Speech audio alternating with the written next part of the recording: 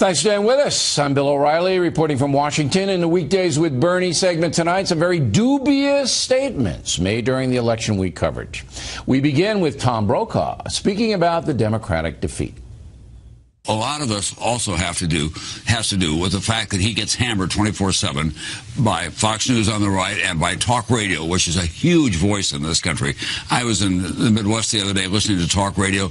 I don't know who the guy was, but he was saying Obama's voters are people who live in excrement. That was his phrase. And they expect us to lift them out of excrement. I'm not going to lift a hand. All right, joining us now from Miami, the purveyor of BernardoGoldberg.com, Mr. Goldberg. So Brokaw seems to be blaming the media for the defeat, but the irony of that is I guess he doesn't watch NBC News because they have a whole cable network devoted to supporting the president and the Democratic Party. I guess he doesn't know that, even though he's appeared on that network a number of times. Go. Let me stick up for him on one part of what he said. There are some talk radio shows that are low class and vulgar, and he has every right to condemn those. And the example that he gave, that's just bad stuff, and I have no problem with Tom on that.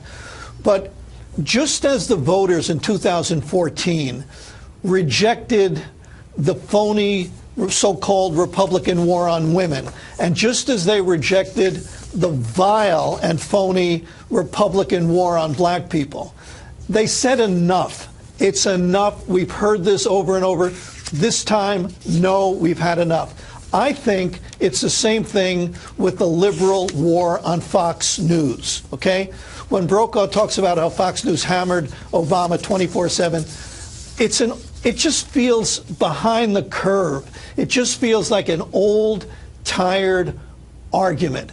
And if Fox News is such a boogeyman in our culture, why did so many Americans choose Fox News, obviously voluntarily choose Fox News, to watch election night coverage? Yeah, I mean, are they all zombies? Everybody else? Well, no, but I think the more traditional-minded people don't trust Tom Brokaw and his ilk. And it's really interesting because Brokaw in his senior years, Rather in his senior years, Cronkite in his senior years, all have come out as very committed leftists. All have really said, you know what?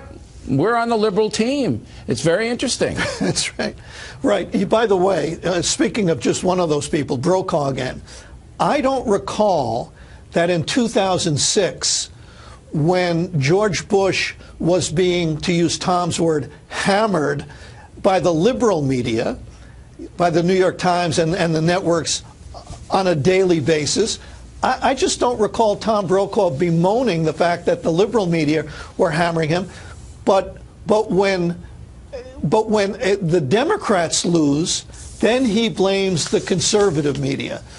You know, it's just a convenient argument. And I'm telling you, one of the biggest takeaways of this election, in my view, is that the voters have finally rejected this phony war business. And add to that the phony liberal war on Fox News. It just feels tired. Yeah, it is tired. All right, here is a second dubious statement. Roll the tape. The problem for the White House has been this. Arguably, the best campaigner our party has was basically locked away in the White House. And in fact, when they were leading attacks against the president was never able to really come out of the White House and defend himself. Of course he. Well, wait a second. He could have. He's partially right, too. I mean, Democrats may have made a mistake. They may have been better off having Obama campaign with them because they couldn't have done any worse. He's saying he couldn't do it. He certainly could do it if he exactly. had No, that's the second it. point. That's the second point. Michelle wasn't tying him up and saying you can't go out, exactly. Exactly. The reason he was. Yes, well, it wasn't his choice, but it was the Democrats' choice. The reason he was could have locked overridden up, that, Bernie.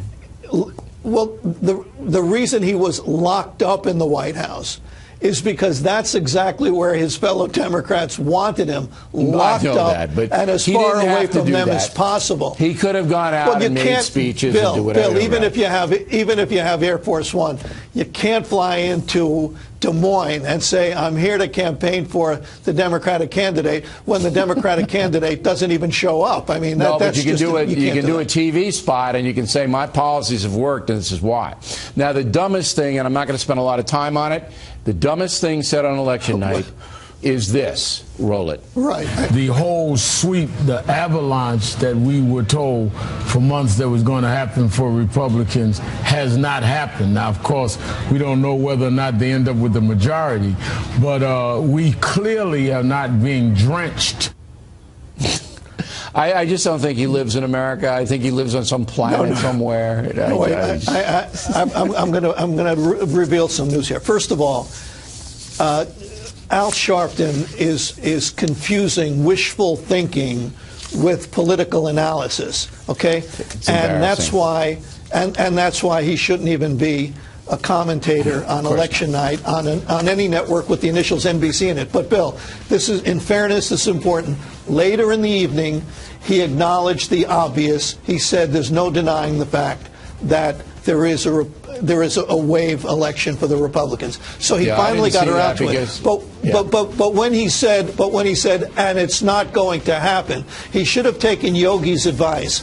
Making predictions are hard, especially when they're about the future. He should have let it go without saying, and it ain't going to happen, because it did happen.